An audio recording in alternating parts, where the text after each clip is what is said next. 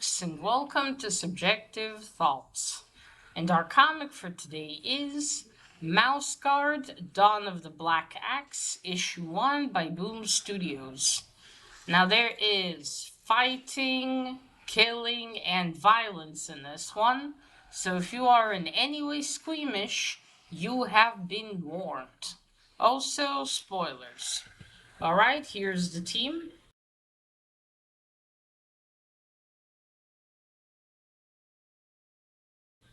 So, yes, as you see before you, there's a new Mouse Guard series. When I first saw this, I can't tell you how thrilled I was. Because I have read the three main trades of Mouse Guard, 4 years ago? Something like that. And I still haven't gotten to all the side stories, but I read some of those as well. And afterwards, I was like, oh man, I wish sorry, I wish there was more. And my prayers have been answered. There is more. Now, this one, unfortunately, David Peterson doesn't do the art for. Although I did get the cover with his art, but inside is someone else. Because the old ones, Dave Peterson, he drew and wrote them. Again, the main stories. There's a few side ones where other artists done the art, but anyway, doesn't matter. The art style of this Mr. Rodriguez is right. Yeah, Rodriguez, the artist, is still really really good. I just wish Mr. Peterson would have done it. But anyway, yes, a new story. So this is Dawn of the Black Axe. Black Axe is it's not someone, it's a mantle, basically. And someone gets the black axe, and then he's the protector of the mice. And they're their main protector that'll always be there. Right, so we start the story. In the beginning, there's a tale of what we're gonna see. It's okay. So there's the legend. There's that mouse that he was the kin of the mouse that created the black axe, I believe. This is the forger of the black axe, Farah. If that's how you pronounce his name, my apologies if that's wrong. Now he created the black axe, and then because his whole family's been killed. I think if I remember later on, he has another child. And then, I don't know, I don't remember the legend very well because it's been a few years since I read Mouse Guard. But yeah, so this is like the before that. Before that, that mouse took the axe and became Black Axe. There was this one who, the forger of it.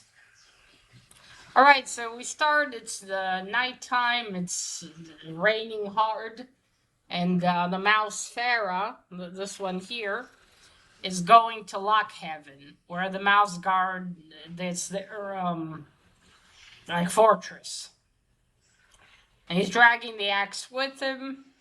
The He's seen from above. They open the door for him, and he seeks audience with the matriarch. In Mouse Guard, there's a matriarchy. There's always a woman who is the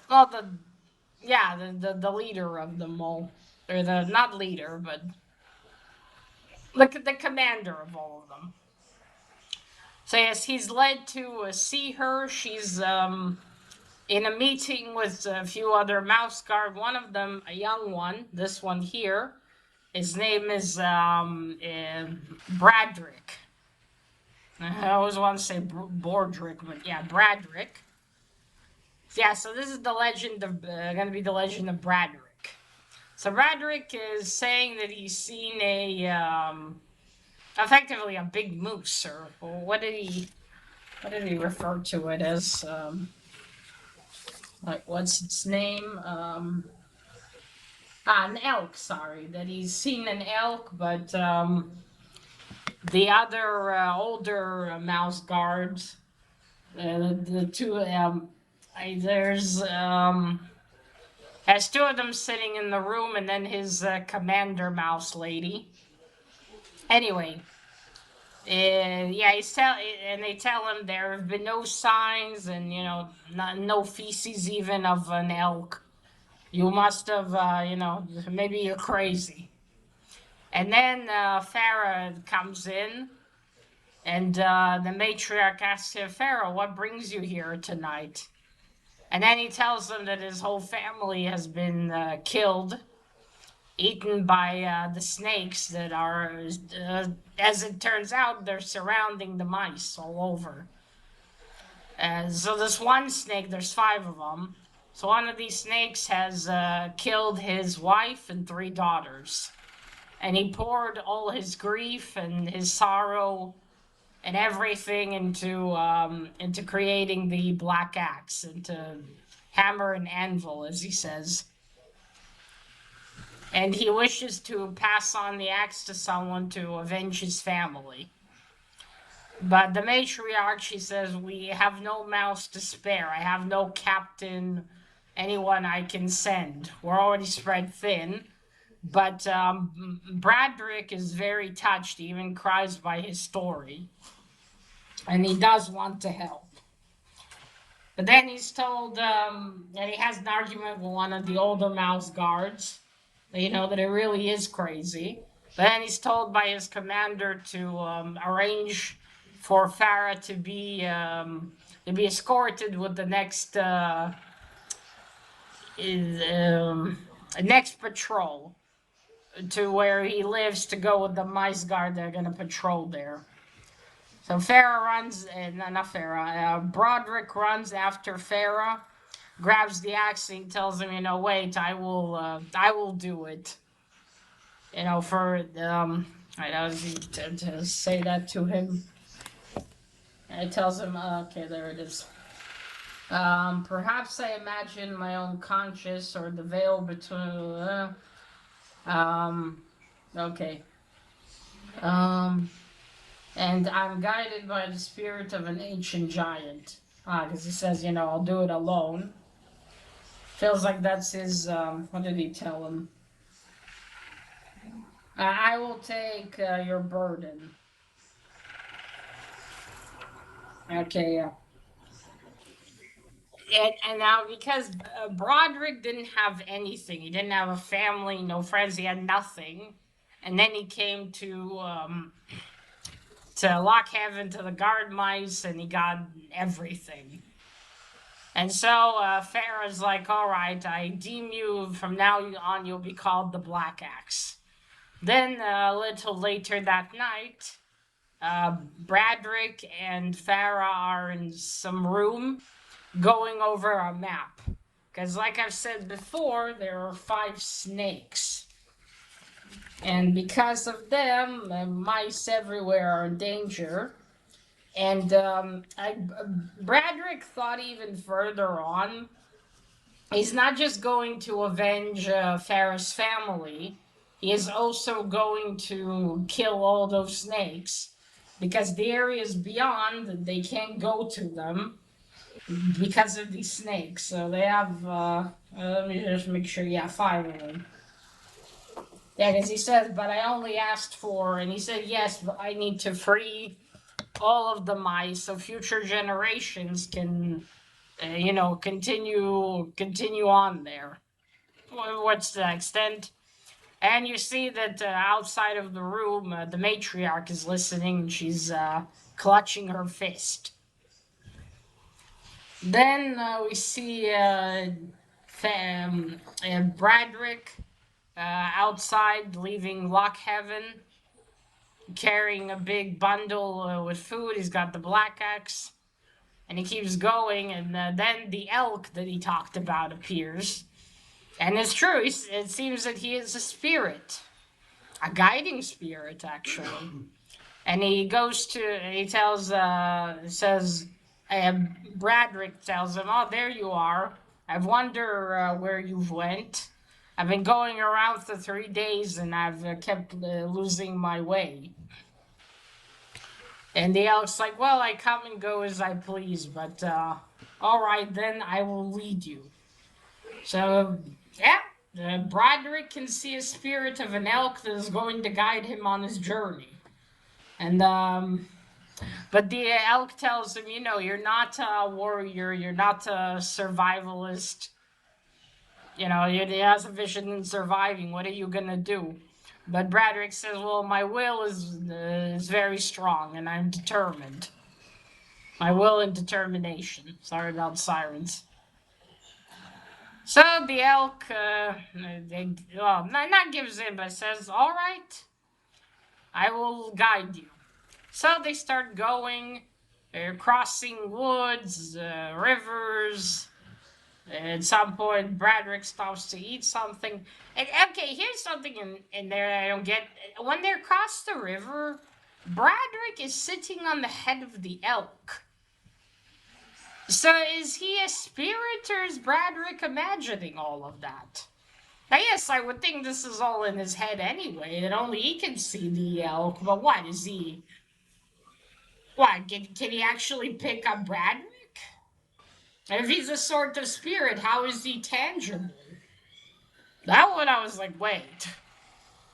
Not that I think Broderick is crazy, but I thought, okay, this is a spirit, it's just guiding him, but you can legitimately just have him sit on his head to cross the river.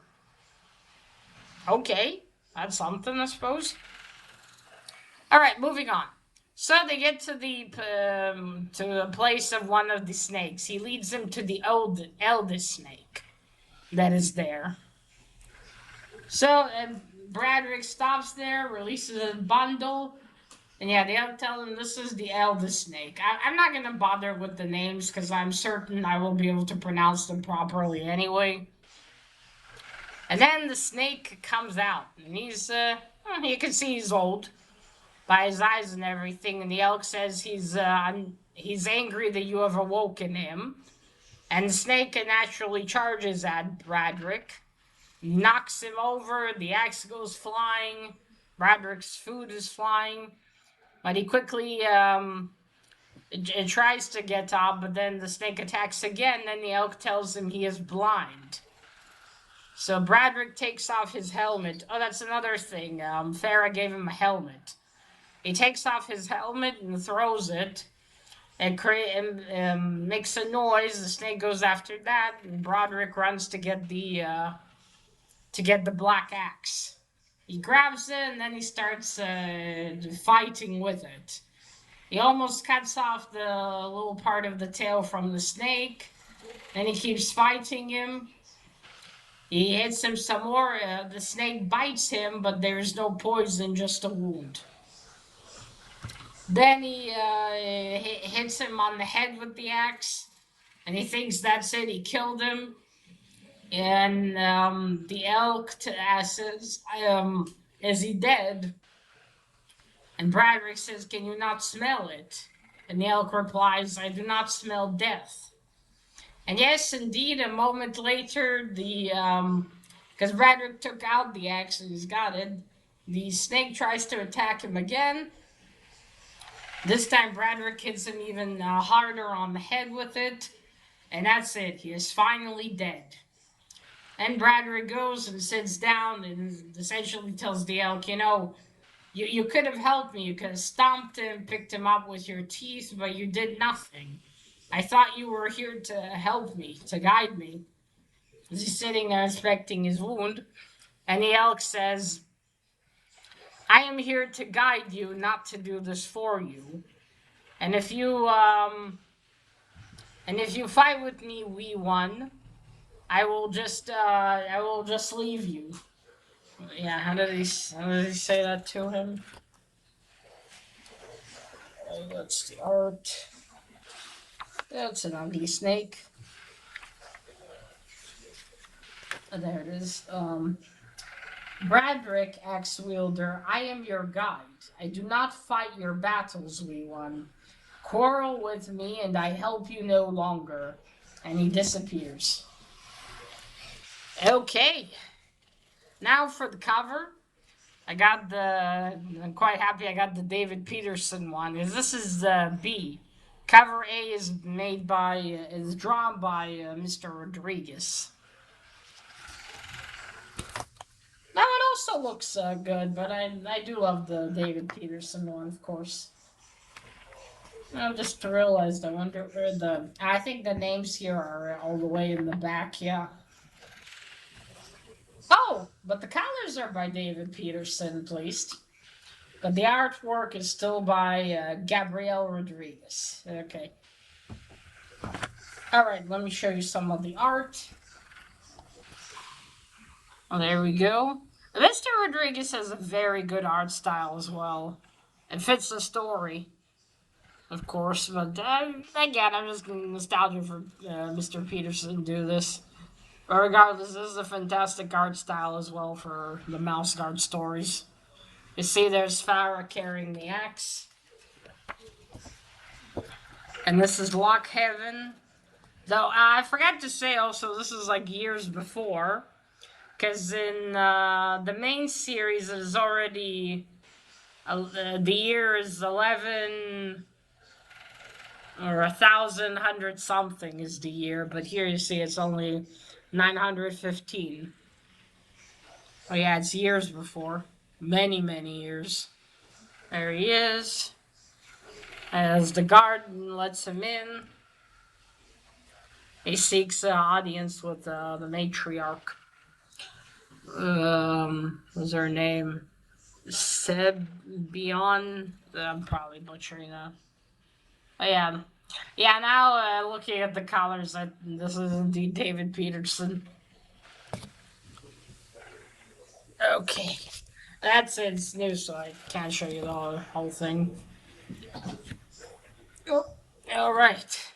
Now, as for the story, well, David Peterson wrote it, so it is as fantastic as all the other Mouse Guard series. Again, I'm so happy there's more, even though it's going back and not like in the main series. It's been so long I forgot all the names, but there's a young guard mouse who becomes the Black Axe. Spoilers for that. Sorry. And I wish Liam. There we go, Liam. And I wish it had a series about Liam. You know, to see maybe who he would pass on the mantle to, or what happens to him. I would have loved to see that. But regardless, it is really cool to know who was the first wielder of the Black Axe, who started it all. And Bradrick seems to be quite a determined young mouse. What is going to happen to him, and what's with him seeing spirits? And what is the Selk? Is he really a guiding spirit, or is... Again, I would have thought, not that Broderick's crazy, but maybe it is all in his head. But since he took him on the river, I'm confused. But it does seem like Broderick is the only one that can see him. So I think the whole series is going to be about him probably defeating these snakes and allowing Mousekind to wander beyond like the narrow map that they currently have.